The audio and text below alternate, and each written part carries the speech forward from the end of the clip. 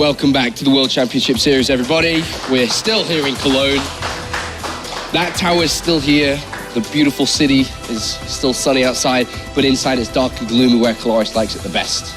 That's actually pretty much true. I am a vampire. You are a vampire. Welcome back, everybody. We're almost towards the end of the round of 32 for Group F, but we do have something a little bit special today. As you can see, we have some cookies that have been delivered to us by a wonderful lady who cooked them and made them for us previously, but had them delivered to us this time for the round of 32.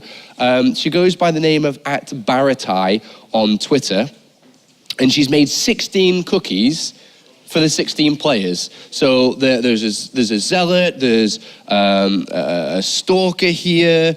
We have a bunch of things here. A zealot, Cloris, there's a kangaroo over there, right? You guys thought it was a kangaroo, but it's clearly a brood lord. Yeah, you can see this one here. So there's, I think that's a marauder. That's a marauder. That is a marauder. Yeah. That's Bling. That is Bling. You are a High Templar. And that's Claris. That's which one? Oh yeah, I'm okay with that. That's Claris. Yeah, we have 16, and each one for a player too. So I don't know who's who of the players, but obviously depending on their race, they have one each. And also on top of that, she made cookies for all the crew. So all the production team, all the commentators, and we have our own cookies. You seem so reluctant to eat it. Like, we've all got cookies. Just putting it off, delaying it a little bit. I mean, to be fair, I've already eaten 3, so. How good is it, Sean?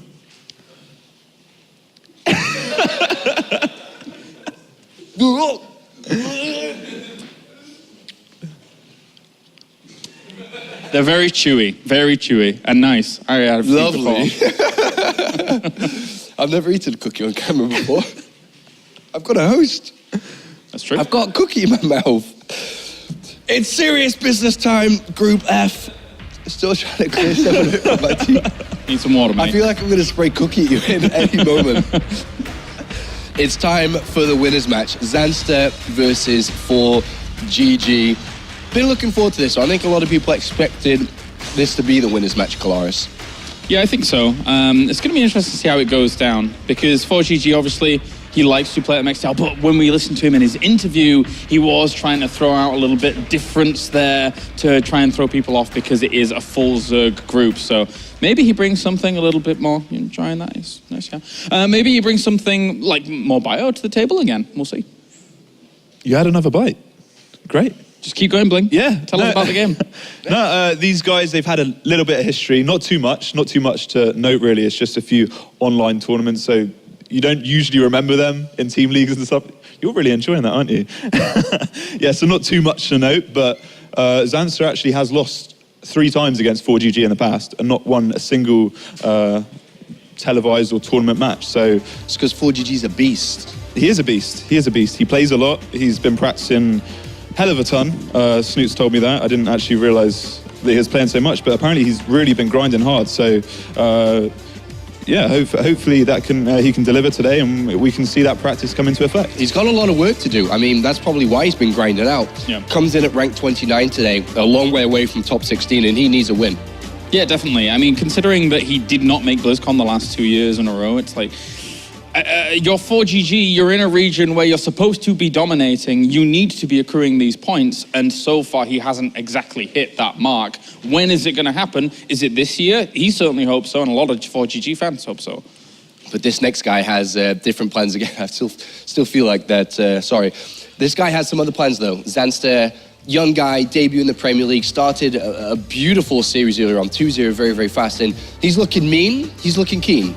Yeah, definitely. And I think, with watching his styles, like from match to match, from matchup to matchup, I think he has a legit shot here. I don't think that ForGG is the formidable tyrant that he once was or people expect him to be. I think Zanster, as you say, he is very keen. Yeah, Zanster's one of those players as well, like we mentioned before. He's just improved so much over the past year, and it's not necessarily his fundamentals or whatever, but it's just the fact that he's just become so much more he's understood the game a lot more. He's really has adapted and learned the meta, and he's really playing well recently. So 4GG is definitely going to have his work cut out, and I think Zanster's got good chances. I mean, surely 4GG comes into this a little bit predictable. We kind of know what he likes to do.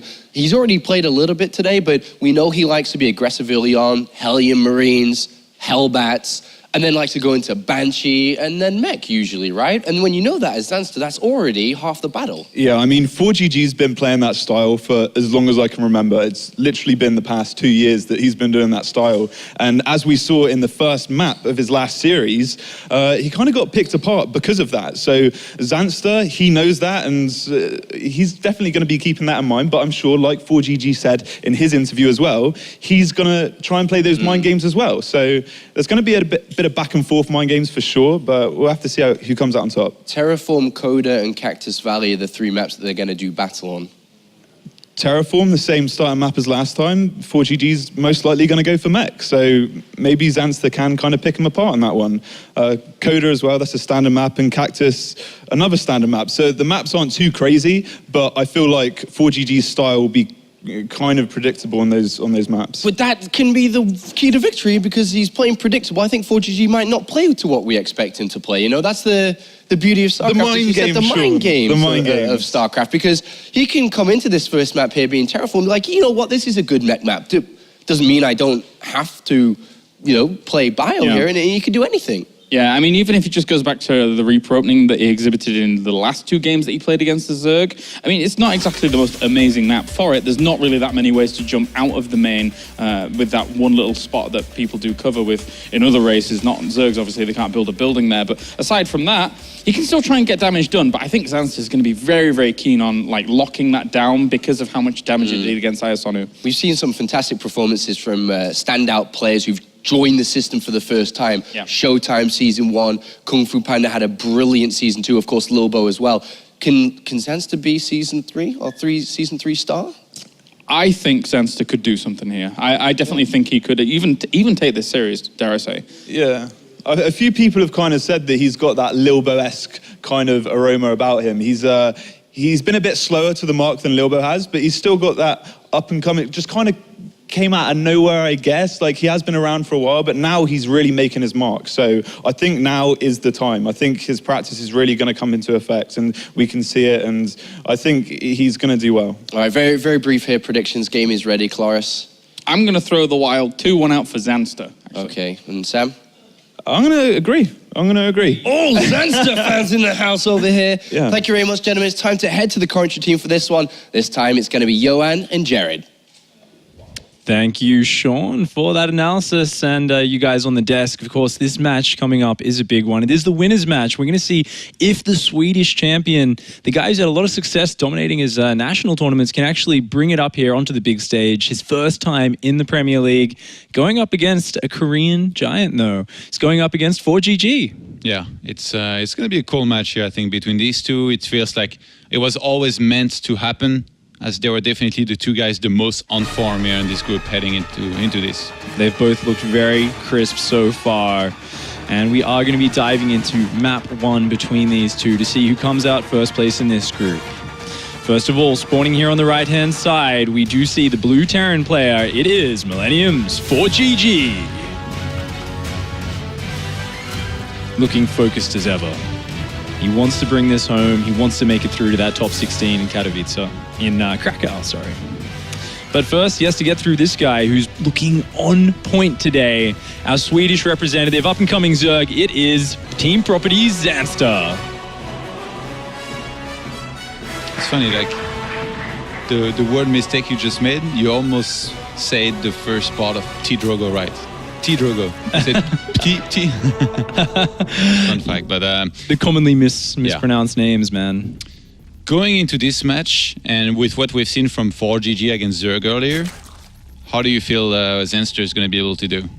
Well, it was interesting because the guys on the desk were talking about the maps just before, and I was thinking it was a bit of an odd choice to choose Coda on the next map. It was Zanster's pick, right? Yeah. And I could be completely wrong, but I feel like he wants to play against 4GG's mech, and I feel like he knows Terraform, 4GG is going to play mech, and Coda is a good mech map. So I feel like he wants to go into it knowing what ForGG is going to play, so he can already have his game plan set out in front of him. He actually vetoed Iron Fortress, which was the map ForGG played Bio on. So I think that's Zanster's plan. Maybe he's embracing the pain, you know, kind of like at the gym. When you hit these few reps where like it's really hurting, but you know you're gonna get the best benefit out of it. Zanster is like, mech is gonna be tough, but you know, if I go through it well prepared, and I guess I do what I have to do, in the end I might come out ahead. He knows what he's getting into, and interestingly enough, he's actually opening up with a fast pool gas opening and now going for a hatchery.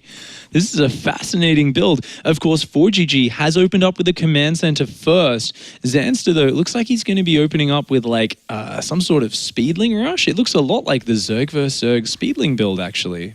Do you think he was able to anticipate the command center first and gets a second extractor? What? Oh, the second extractor is tricky. Yeah. Okay. It could just Really be the worried. relatively fast Ling speed version of the standard pool first, actually. So Is that good against command center first? normally it doesn't necessarily give you a specific timing, but you may have a narrow one if you want to commit to a wave of Lings to come in and kind of just force the lift when there's only, of course, 2 Marines out, and the 2 Hellions are a bit delayed with this. But ForGG comes in, gets that information with his SCV, and he does see exactly what's up. So he's going to be completely prepared for that Ling speed timing. As a Zerg player yourself, and having seen how ForGG played earlier against Zerg, how do you feel if you, say for example, you yourself had to face ForGG, would be the best way to go about facing him? What do you think is going through Zanster's mind? Is it going to be like some solid Roach defense into a longer game, Roach Hydra Viper, if ForGG is to play mech, or does he want to try and play more aggressive, you think? Well, I think he wants to make sure there's like he shuts down any aggression, because ForGG is so crisp. I mean, we saw just Reapers basically winning a couple of his games against IA, so I think he's going to try to like be a little bit overly safe. But from his opening, and because it's one of the good options against mech, I'd say we're probably going to be looking at a 2-base muter opening out of him, force the fast anti-air out of ForGG, and try to keep him off that 3rd base. What about any kind of alliance like what we saw from Ayasunu on this map earlier? I think that could be a really good reaction. If ForGG goes for a timing attack, you know, busting across there with a huge amount of roaches could be great. However, because there's a Ling speed out of Zanster, I don't necessarily feel like that's what he'll be going for, but there's still a lot of options open to him. He's definitely got a lot of different directions he could go with this. Back then he was, I think the 2 command centers also that were started basically from this position here from ForGG that really encouraged, I think, this attack by Zanster. By Ayasunu at a point where he thought he was going to have enough, and he had more than enough. He killed 50 SCVs back then. ForGG this time around, though, not quite messing up with his macro at all. Took a very quick second refinery. Oh, and interestingly enough, it looks like Zanster is going to be going for that regularly timed fast 3rd base. So we are going to probably see that Hellion Banshee, but also a very fast lair from Zanster. So this is a bit of a tricky build. I like to kind of call this the Hydra style, where it looks like you're going to a 3-base build for the Terran, like the standard economy, but you're also going for muters pretty much as fast as if you're going 2-base muter. So it's a bit greedy. It's a little bit kind of towing that line of teching and building your economy, but if you get away with it, then it is just fantastic. You get muters out so fast and a great economy, it's awesome. Is ForGG going to be able to read into this, you think? It's really hard with that CC first. Notice how he has to pull his first 2 Hellions home, because it takes a long time for these Hellions to get out on the map. So far it looks like ForGG is just going to be going for that Hellion Banshee into a relatively fast 3rd command center timing, and Zanster has set up a trap behind this hedge. He's waiting with the Zerglings for this, and he comes out as the Hellions come up, wraps around one of the Hellions. Oh, the rest of them do just slip away though. Oh, is he going to trap them up against the wall? Zanster gets the 2nd Hellion, closes it down. A nice pickup for Zanster, but he does have to pull back as those Hellions get back into open ground. So a nice snipe here, and ForGG is going to be starting additional factories behind this. It is indeed going to be mech. No Banshees though, just made a single Viking in the first place. Little pulled Viking here, so to speak, going to be looking around trying to snipe overlords. And these Hellions, oh my god, they're under fire, and he loses another one just to the 2 queens, and he's going to be sacking the other one. What is ForGG? Where are you going? The Zergling's running alongside for a moment. Oh, he does actually spot the Spire timing, so at least does get some valuable information. That looked like a misclick, but I guess he was a scout. I guess it was. It's a little bit odd. I mean, going in at that timing, there was no way he was going to get damage done, so it had to be for scouting, and it did get that valuable scouting, but ForGG has no map presence anymore. He has no map control. And an Overseer or an Overlord that was morphing into an Overseer actually sneaked past that Viking over there, and he's going to be able to check here the entire main of ForGG by Zanster. He's going to know immediately that he's up against mech, be able to confirm it. Even sees these double additional tech labs here on two of the factories, and probably know that it's going to be, I think, Thor's. Such valuable information. I mean, this just tells him ForGG will be ready for his Mutalisks, so he doesn't need to focus too much on getting damage done. Instead, we already see 2 evolution chambers down for Zanster, and almost undoubtedly he will be going for a Roach Warren soon thereafter, and just really powering up on 3 bases into that Roach-based anti-mech play. ForGG's Viking getting a lot of work done here, actually. Really picking up a lot of Vikings. Those Mutalisks really need to spawn sooner rather than later. Yeah, he's up to quite a few overlords here, Snipe. I think it's 4 in total, 4 kills that he's got. And if he gets a 5th as well, Yeah. that's actually a lot of damage. That really does slow Zanster down here. And, you know, the Viking's gonna pay for its sins. It is gonna get revenged by those Mutalisks if they can catch it. Is it normal to delay the Roach Warren by this much, or even Hydra then? No, it's not, but because he's got Mutalisks out and there wasn't much map control, you know, he does get the Roach Warren down now. He is just going to be not planning to build those Roaches for a little while. He's got some Lings for map control. He's got Mutas out. He knows it's going to be very hard for 4GG to do anything for a while. And he does finally get his revenge on this Viking. About time. Does shut that down. He's going to catch more. There's 2 more in that position here for 4GG, so these are going to get sniped here by Zanster, and that's going to be a part of the entire 4GG that gets killed. Behind this, he's got turrets in position there. Still, no additional command center from the 3rd one that he went into 4GG, so no sign of a quicker 4th base or anything like that. He's just going to want to start pumping out a lot of units on 3 bases. Does go for the Muta flyby, does Zanster there, trying to get a full scout off, getting behind. He does want to get some damage done, you know, while the window awaits when there's only a couple of Thors out. Looks like he's going to find a couple of these gas SCVs and then just fly on out of there. I really like how Zanster's dictating the pace of this game so far, but guess what? 4GG's playing mech. Just because he's kind of been pinned back in his side of the map doesn't necessarily mean he's too far behind. Yeah, adding on double additional factories here is 4GG in the main. Gonna be going up to 5 here pretty quickly.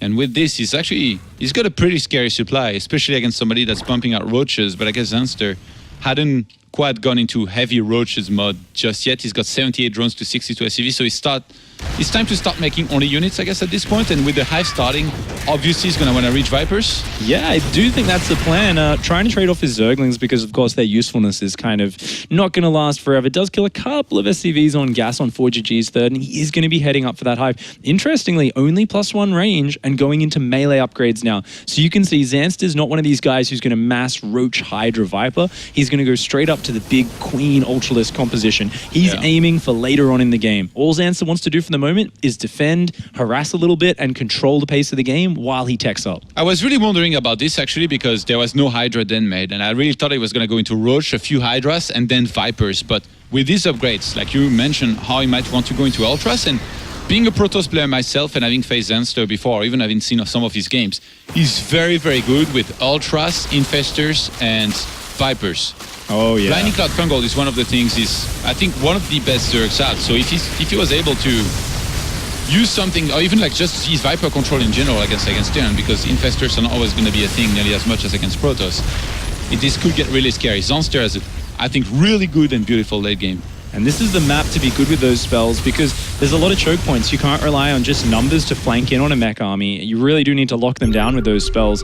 Of course, we do see Vipers on the way now. The Ultra Cavern is down. Interestingly, for 4GG, look at this. His +2 is getting close to done. He's at 170 supply. There's no second armory this whole time. His army has hit a large point, and now is when he wants to go. He wants to get damage done to Zanster. Zanster still hasn't maxed out his Overlord supply, and he just doesn't have a lot of units yet. He needs time for the Ultra Cavern. Yeah, he needs to pump out a huge wave of Ultras, but he still doesn't have max supply. I'm surprised Zanster didn't take down these rock towers there. There's way more supply for 4GG. He's on 110 army supply to 69. Zanster in quite a bit of trouble. He's trying to squeeze out as much as possible, but the Ultralisk Cavern is not finished yet. Oh, he just needs to buy time. His Roach counterattack is decimating 4GG's 3rd base. 4GG, though, is not giving him that time. He is pushing it hard and fast. And right now in the production tab, we do see 6 Ultralisks. He needs more, 10 Ultralisks, but he has to evacuate the 3rd base. Luckily for Zanster, 4GG's 3rd is being evacuated. This attack needs to do critical damage. damage. And it really is going to come down to, can those Ultralisks group up? Where are they going to spawn from? Are they going to come in one or two at a time?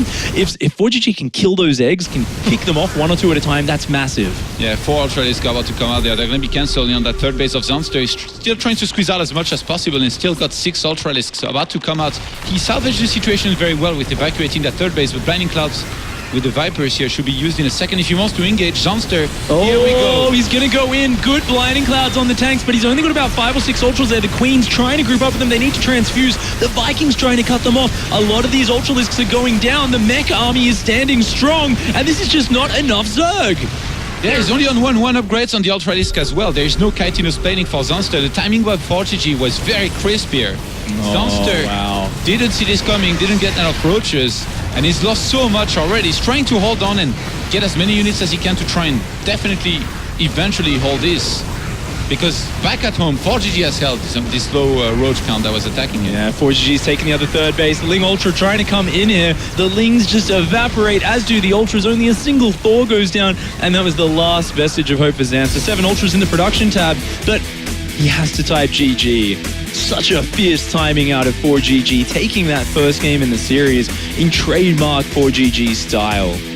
And such an important win for him. You know, it looked like that game was going to get tricky, but that timing was perfect for what Zanster was doing. Yeah, the double scan actually in the main and natural by ForGG. It was just used at a time when the Ultralisk Cavern was, I think, had just started for a few seconds, so he knew that if he moved across the map, or rather if he didn't move across the map, he was going to be in a lot of trouble. Immediately unsieged, moved across the map, and he had way too much. I think when he started moving across the map, he had over 120 army supply against something like 60, 70 for Zanster. So Zanster was always going to be in trouble and just didn't see this coming at all. Yeah, he's going to have his work cut out for him to bring it back after that. ForGG looking very focused there. You can see the tension right after that match, stretching everything out, stretching his wrists. He knows he needs to play another really crisp game to get through this group. Now we are going to take just a very quick look at the next map, which is going to be Coda here. Of course, is a very interesting map, a good map for mech. And this was actually Zanster's pick. And we saw in that last game, very nice 2-base muter opening, very good plan with the Zerglings. And he seems like he actually wants to face mech here. I think if he adjusts his build just a little bit from last game, maybe some faster upgrades, I think he's in a good position. Maybe an all-in in the plans here on a map like this. Something like a Mass Roach could definitely bring him some success, especially if not spotted properly. But ForGG, from that first game that he played today, which was a little bit of a disaster, where he lost 50 SCVs to the Roaches of Asanu, he's definitely picked it up and turned on the machine properly, because from there, he hasn't lost anything. Yeah. He did Asanu and now looked pretty good, I guess, in map number 1 against Zanster. Yeah, it's going to be a really strong play from him so far. But, you know, I felt like at the start of that game, things weren't really going right for ForGG. I feel like it's maybe got to be a kind of boost in his confidence, though. You lose your couple first Hellions, your 3 Vikings get shot down. I mean, sure, you killed a few Overlords with them, but he was really pinned back in his side of the map, and that's not normally how ForGG plays mech. So to still win like that, I mean, it's not only a boost to ForGG's confidence, but Zanster, I mean, he might have felt like everything was going his way, and then suddenly just everything wasn't quite ready in time. He was a little bit surprised by that, and that can be a bit tilting, but looking at his expression, he looks very calm and focused going into this next game. We are about to hop in here. ForGG versus Zanster, game 2. Zanster is 1 game from going down to that deciding match. ForGG 1 game away from progressing in first place in this group.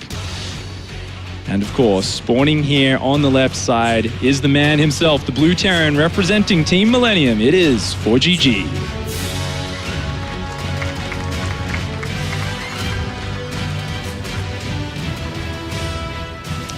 Does look to finish off his opponent over here. Of course, the Swedish player representing Team Property. It is Zanster.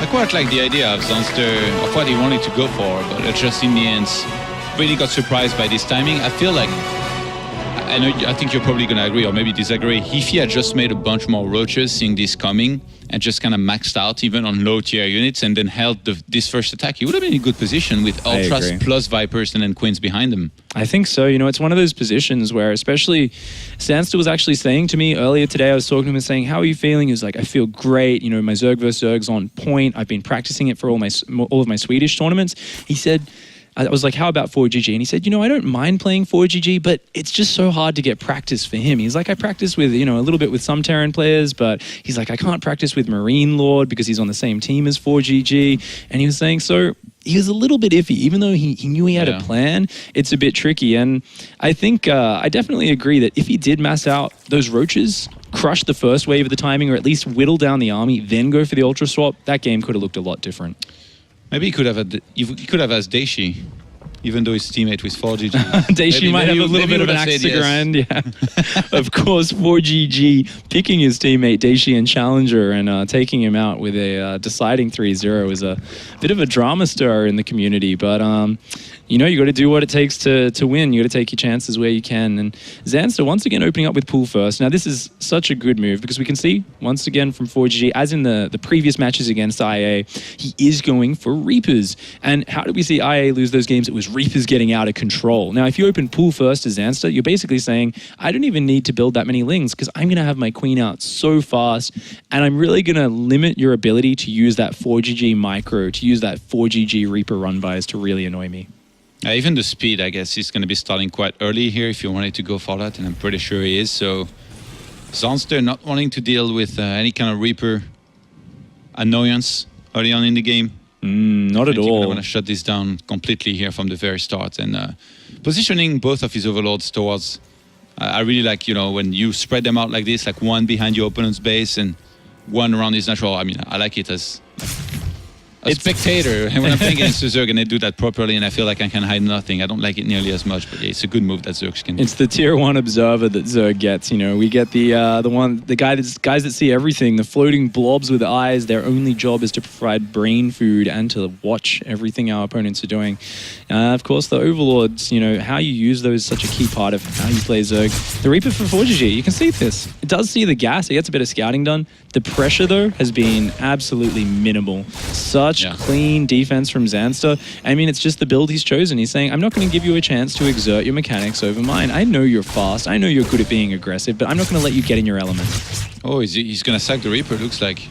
Zanster. ForGG, he's always known to be a little bit YOLO with it, and the drone arrest there in the mineral line. Zanster getting on top of that, shutting that down. He's saying, no way, man, you can't get away with this. You can't pull my attention. And he does shut that down quite cleanly. Both players macroing up quite hard here. Once again, a fast starport for ForGG is the option, and potentially looks like we may be seeing that Hellbat timing that he's a big fan of, because we do see Marines still building. Marines, Hellions, if we see an armory and maybe a medevac queue up soon, looks like that will be a very good chance of that happening. Yeah, Lixpies are going to catch at least one SCV there on that natural base. Oh, no, not even, actually. Didn't chase far enough, and two of those four boys are going to get punished for it. We do have the medevac queued now, but did ForGG not forget his armory here? Well, interestingly, he's dropped a second gas, which I find a bit odd. So what I think he's going to do is swap into Banshee follow-up. Yeah. So it looks like he might just do like a Marine drop in the back of the main, Hellions run in the front, follow that up with a cloaked Banshee. This is a very popular way of executing it. You know, Flash used to do this a lot last year in Korea. Became very popular. It's always good to rotate in. If the Zerg isn't really on top of everything, it can be very hard for them to read it. And of course, Zanster, he's seen a bit of what's going on, but he doesn't have too much information, and his Zerglings, they're across the map in an aggressive position. There's nothing at the watchtower in the middle of the map here for Zanster, so there is a chance that this reaches his base. He's completely not ready. Only has a few queens here to defend, no links back at home. Zanster could be in quite a bit of trouble here if he has to cross the entire map here to defend properly against this. Interestingly, ForGG is leaving his Hellions at home, almost like he knows the Lings are in position to counterattack. But the Overlord sees them, so Zanster leaves his Lings at the third base. He's just waiting for those Hellions to move out. And seeing that they're not about to, looks like he may just bring them home. I'm not sure. Looks like the medevac's going to go in the main. Yeah, Armory did finally start, by the way. I don't think that the 6 Marines are going to do too much here against 4 Queens ready and in position. Spire is going to start now here for Zanster.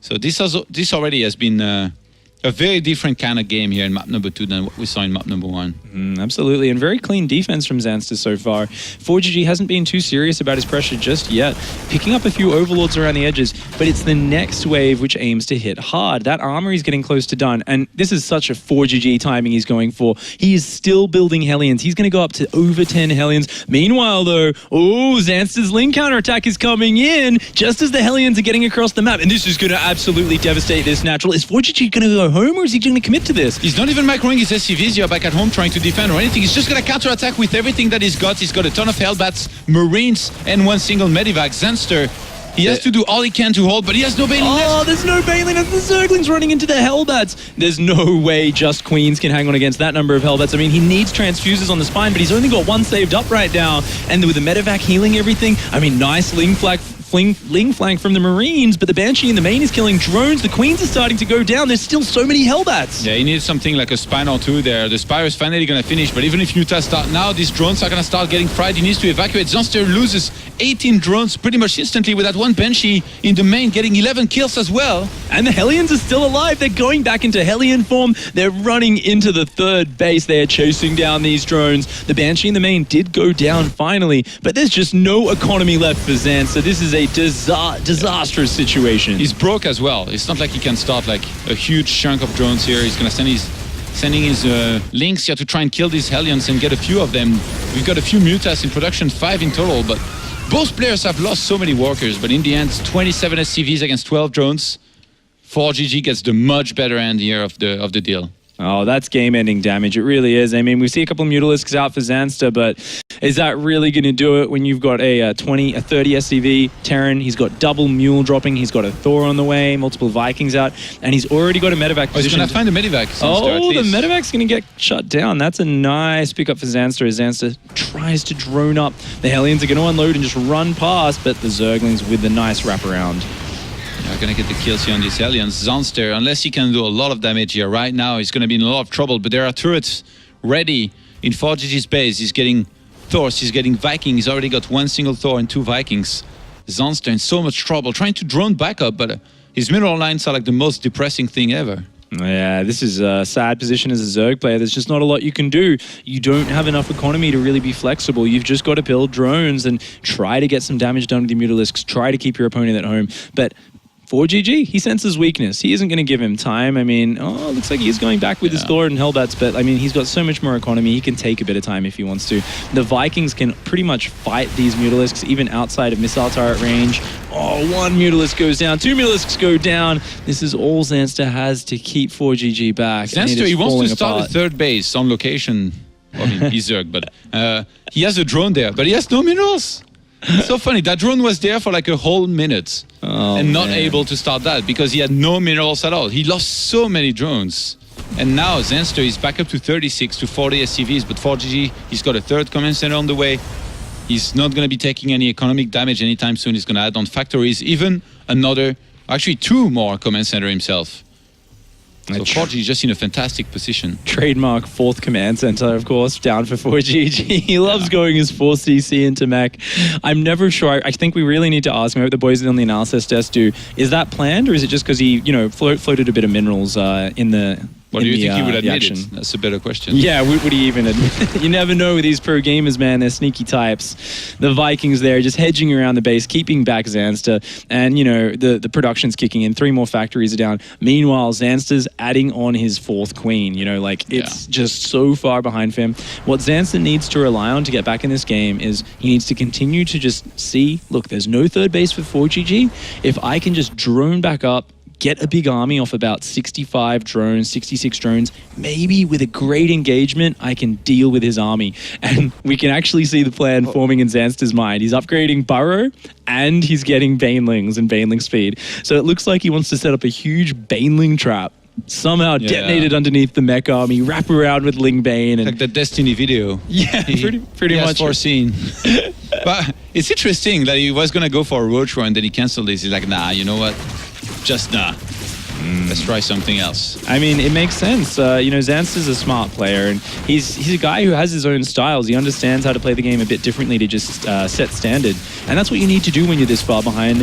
He doesn't want to just give up here. He wants to do anything he can do to get back in it. But ForGG's Banshee is just pushing Hope further and further away, picking up 10 kills, and it does get out of there alive. That is just so devastating. Zanster is down to 56 drones, to 55 SCVs against a Terran that's on 4 orbitals, Pig. This is pretty bad news.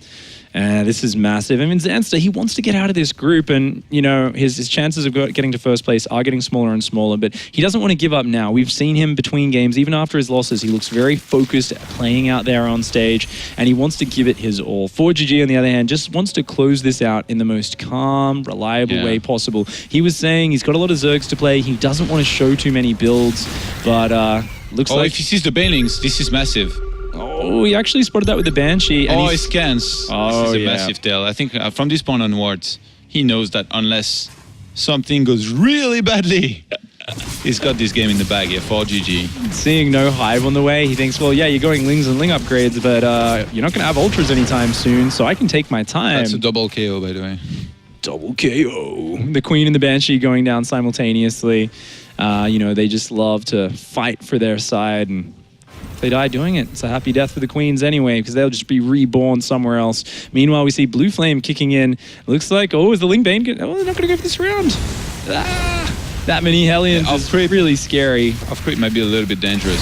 Well, I was hoping he'd use the hedge there, try to come in from kind of both sides of the hedge, but there we go. That's the burrow, but it's on creep. He's gonna scan there, I'm pretty surely. sure that ForGG is supposed to scan there, especially since you already saw the amount of Banelings. Oh, no. Zanster's plan starting to fall apart. This is just so tricky for him. He's trying to make some magic happen, but now ForGG has been alerted to the trump card, the burrowed Banelings, and he is not going to take any chances with his army. There is no way he's going to ball that up and just walk that down the middle of the map anymore. Actually, how long do you think he's going to wait for? Does he wait until he's just maxed out? I guess as ForGG here, you're happy to not attack for as long as possible. As long as Zerg is not taking to Hive, because surely when you're maxed out, is the Zerg still on lair take? You're gonna demolish him when you're maxed out on mech. That is true, but ForGG normally loves to push out right around 170 supply, so that timing is coming up pretty soon here, and he just doesn't want to make the mistake that we saw, actually, I think it was Innovation making a recent televised match in Star League, where he just kind of left the Zerg too long, and I mean, you don't want to let Zanster max out here yourself either. Sure, you're playing the slower composition, but why take your time when you know you've got such an army advantage? I do want to see ForGG start to push pretty soon. Interestingly, ForGG has been supply blocked for a little bit here. I think he has a few units queued up, and he's just waiting for command centers to finish for supply. A little bit of a miss macro there. Yeah. The push spread has been negated quite a bit, by the way, with that right-hand side, those right-hand side tumors getting sniped eventually. We do see the melee upgrades continuing for Zanster. He's still not starting any depot, by the way. 3 starports going down for ForGG. Is ForGG having a bit of fun now? He's really taking his time. Maybe he just doesn't want to take any chances. Maybe, like you said, seeing he's up against a lair tech mutiling-based Zerg, maybe he just thinks, wow, let's just take my time. He wants to have fun while advancing, I think. Yeah, maybe get some battle cruisers on the way, potentially. Make the fans happy. Prove to Avilo he was right all along. I'm sure that's ForGG's goal in life. That's why he came here to Cologne He's to play. He's a big fan, watches his stream every day. Once again, nice scan. Sees the Banelings trying to trap those aliens. And oh my gosh, when there's that many blue flames, oh no, so many Banelings going down for Zanster. ForGG is just on the money right now. He knows what's going on. He's even sending a Hellion counterattack to the bottom left at the same time as this, but there's no drones down there just 22 yet. mutas. What is he hoping to achieve with this? Well, when you're going up against Hellion Thor en masse with Mutiling Bane, you're having a bad day. Oh, the Lings wrapping around a lot of these Hellions. Going to get a nice round on the back half, but those other Hellions behind those mineral line are still looking very dangerous. Zanster has to back off. ForGG is getting rid of that fourth base, though, on the bottom left-hand side with a bunch of Hellbats, and more and more mutas are being made, and I think so far Zanster has hit all of them. He's finally going to reveal them here, but... Oh, the old 4 Hellbat snipe on the base. You don't want to show your Mutalisks to this 4 Hellbats, but he's already done it. Oh, you can see the desperation there. Yeah, there's already 8 Thors out 4G is getting 3 more. He's got an unlimited amount of turrets in the main. And so many Vikings as well to support all of this. This is going to be an impossible task for just 23 unupgraded Mutalisks. I mean, I think they have 1 Carapace upgrade. That's about it. 1 Muta already goes down. He does pull out of that base. We do see building armor has already finished, and the Vikings and Thors come in, intercept 2 Mutalisks going down.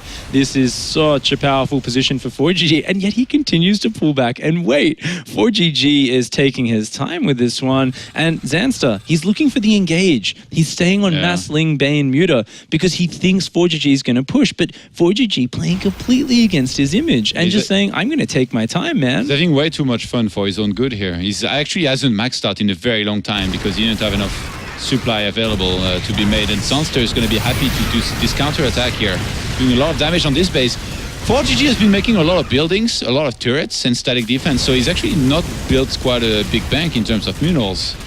Yeah, a little bit odd. I mean, he's mining 5 bases, so a 5-base Terran, I mean, as long as they can stay on that, they can do pretty much whatever they want. And meanwhile, on the bottom left-hand side, Zanster, that 4th base died to just 4 Hellbats before, and now a single Banshee looking like it's about to do the same thing. This is devastating for Zanster. I mean, he's got another 4th base going up in the middle, but this is just so painful, and it looks like no cancel. 300 minerals down the drain.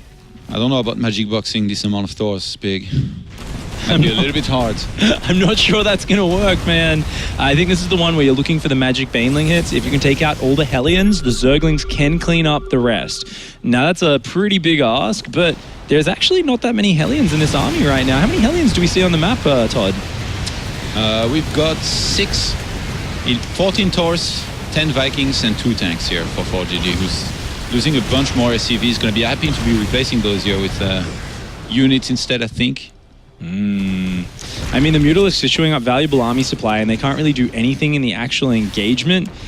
But I just feel like with only a few Hellions, like maybe there's a fighting chance for Zanster, but I mean, he's not even maxed out and down 50 army supply. Like, okay, yeah, that's pretty unlikely. Does surround the blue flames at the front, so it is just Lings versus Thors, but there's almost as many Thors as there are Zerglings, and that's not something you see every day in WCS. Yeah, there's a few Banelings, but how much can they really do against this many Thors? I don't think too much. They're Banelings. Even when the Thors are clumped up a little bit like this, it's not massive, and you see, this is just... He kills about 4 or 5 Thors, but there goes your Zergling army. And I mean, it was actually a great trade for Zanster considering, but he just doesn't have the economy to take those regular trades. And those missile turrets are making mincemeat out of these Mutalisks. 1 Thor goes down, but already almost half the Mutalisks are dead. The Ling Bane crashing in one more time, trying to save the 5th base, but there is just too many Thors, and Zanster is forced to type out GG, victory for ForGG.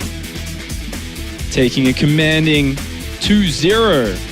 to make it out of this group. A 2-1 win in his first series, 2-0 in the second one.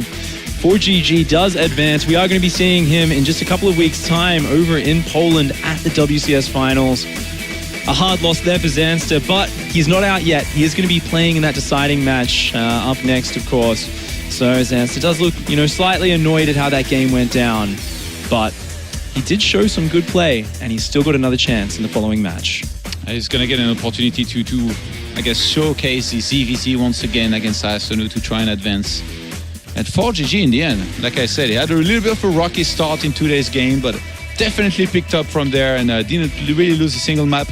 Even had some fun in that last one. Yeah. A bunch of starports, made a lot of static defense. Almost looked like one of my Warcraft 3 games at some point here for some time. It was really crazy, actually, because you don't see that from ForGG. You think like, he's ahead, he's going to go kill him. And you could see Zanster anticipating this attack, and he's trying to burrow Banelings in the middle of the map. I mean, I still wish he somehow got the burrowed Banelings up right outside kind of the 4th base and somehow made it happen just for the, the viewers. But ForGG just closed that out bit by bit. The Hellions basically just whittling down Zanster, and it was a clean victory. Very confident. Of course, let's hear from the guys over on the analysis desk now about that game. Take it away, guys. Thank you very much, Jared. Joined by ForGG first place finisher today. Congratulations, an awesome job as always. But you said it was going to be easy today, and you cleared it up nice and easy. Did you even have any struggles? Did you feel at one point today, this is a little hard, or is it easy all the way?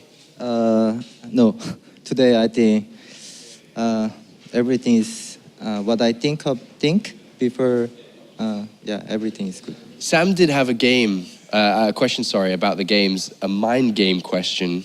Go ahead, ask him. A mind game question. Ask him. So talk to me about these mind games, because you said after your first series that you wanted to play a little mind games with your opponent, but you kind of did the same builds on Terraform. You did exactly the same opener, and then on the second map on Coda, you did your kind of standard Hellbat push again. So was that mind games, or was it just your standard play? No, actually, I changed build. Second game seems like same build, but I make 3 factories very fast, so I can also defend some roach push. But before I play him, he didn't use roach, so I think I just second game I use Hellbat, and yeah, mind game is work. Okay, and another thing, the 4 CCs. Is that a planned build, or is that just because you're floating too many minerals? Talk me through that. No, actually I make my build.